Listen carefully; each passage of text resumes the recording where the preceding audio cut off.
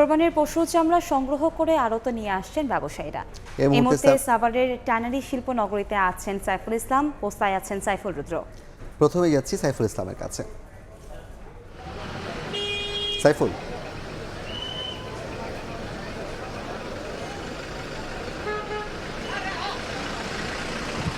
কোরবানির ঈদকে ঘিরে চামড়ার বাজারের যে চাঞ্চল্যকর পরিস্থিতি সেটি কিন্তু এখন পুরোপুরি তৈরি হয়েছে সাভারে। কেননা বলছিলাম, এই যে সাভারকে কেন্দ্র করে ট্যানারি পল্লী বা ট্যানারির বাইরের যে অংশটিতে আমি এখন দাঁড়িয়ে আছি, ট্যানারি 1 নং গেটে বলতে পারি, বা সাভারের হরিণধরা অংশটিতে, এই জায়গায় বৃহৎ আকারের যত পশু আছে বা ছোট আকারের যত পশু আছে, ছাগল থেকে গরু সব ধরনের পশু কিন্তু চামড়াইদের সারিবদ্ধভাবে প্রতিটি ট্রাকে করে যাচ্ছে। আমরা যদি একটু লবণ দেওয়ার চিত্র দেখাই, যে চামড়া ট্রাকে আসার পরপরই কিন্তু এই যে বিভিন্ন ধরনের চামড়া ব্যবসায়ীরা আছেন, তারা চামড়া নিয়ে লবণজাত সাথে সাথেই করার চেষ্টা করছেন। কেননা হচ্ছে যে লবণজাত যত দেরিতে করা হবে ততই কিন্তু চামড়া নষ্ট হতে পারে, এরকম একটা আশঙ্কা আছে। তবে এক্ষেত্রে বলতে চাই যে প্রতিটি চামড়ায় 40 টাকা করে লবণযুক্ত করা হচ্ছে এবং পারিশ্রমিক পাচ্ছে মাত্র 40 টাকা। তবে এক্ষেত্রে আরও একটি জিনিস বলে রাখি, যে এই বিকেলের পর থেকে বা দুপুরের পর থেকে যে এই চামড়া নিয়ে ট্যানারি পল্লীতে আসার যে কর্মযোগ্য, এটা পুরোপুরিভাবে চলছে। তবে এখন পর্যন্ত আমরা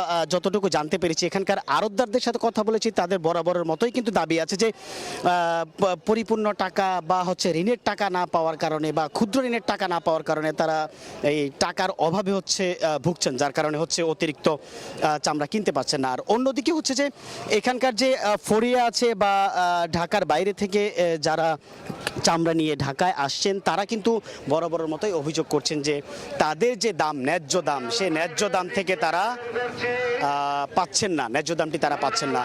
বিস্তারিত যদি রাজধানীতে সহকর্মী আছেন সাইফুল রুদ্র, পোস্তায় যাচ্ছি তার কাছে।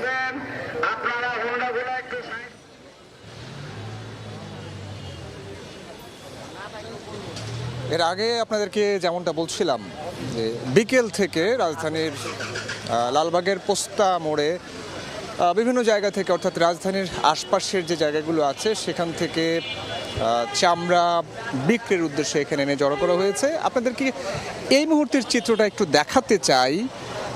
এখনও পোস্তার মোড়ের দিকে যে সড়কটি গেছে, সেই সড়কে ট্রাকের সারি আছে, সারিবদ্ধ ট্রাক এখানে অপেক্ষা করছে এবং প্রত্যেকটি ট্রাক বোঝাই পশুর চামড়া। বিভিন্ন ধরনের পশুর চামড়া আছে এখানে, গরু, মহিষ, বিভিন্ন আকৃতির ছাগল, বকরি এবং খাসি। আপনারা ইতিমধ্যে জেনেছেন, এর আগে আমরা জানিয়েছিলাম যে সরকারের পক্ষ থেকে এই চামড়ার দাম দর নির্ধারণ করে দেওয়া হয়েছে। লবণ মেশানো যে চামড়া সেটা বিক্রি হবে সর্বোচ্চ 1350 টাকা এবং আরেকটার দর ঠিক করে দেওয়া হয়েছে 1150 টাকা। এখন পর্যন্ত আমরা যে প্রতিক্রিয়া জানতে পেরেছি, একটা মিশ্র প্রতিক্রিয়া আসলে। সেটা অনেকটা এরকম যে যারা চামড়া বিক্রি করতে এসেছেন তারা বলছেন যে কোনোভাবেই তারা 600 টাকা বা 650 টাকার বেশি কেউ তাদেরকে চামড়ার দরদাম বলছেন না। আবার এদিকে যারা চামড়া কিনছেন ক্রেতা, তারা বলছেন যে তাদের বাড়তি এখানে তাদের বেশ কিছু ক্ষতির মুখোমুখি হতে হয়। সরকারের পক্ষ থেকে মাদ্রাসাগুলোতে লবণ সরবরাহ করা হয়েছে, যেটা এই ব্যবসায়ীদেরকে সরবরাহ করার একটা প্রসঙ্গ তারা তুলেছিলেন।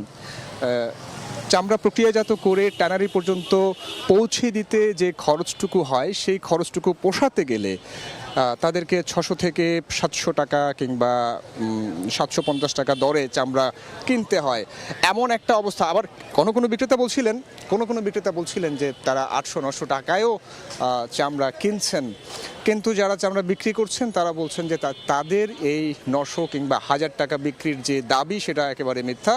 এখানে একটা চক্র কাজ করছে, যাদের কারণে তারা চামড়ার যে মূল্য পাওয়ার কথা অ্যাকচুয়ালি সেই দামটা তারা পাচ্ছেন না। তো এরকম নানা ধরনের মিশ্র প্রতিক্রিয়ার মধ্যে আমাদের কাছে যে তথ্য ছিল সেটুকুই আপনাদেরকে জানালাম। এই ছিল আমার কাছে রাজধানীর লালবাগের পোস্তা থেকে এই মুহূর্তে থাকা সবশেষ তথ্য। চামড়া কেনাবেচার খবর জানাতে পোস্তা এবং সাভার থেকে সরাসরি যুক্ত ছিলাম।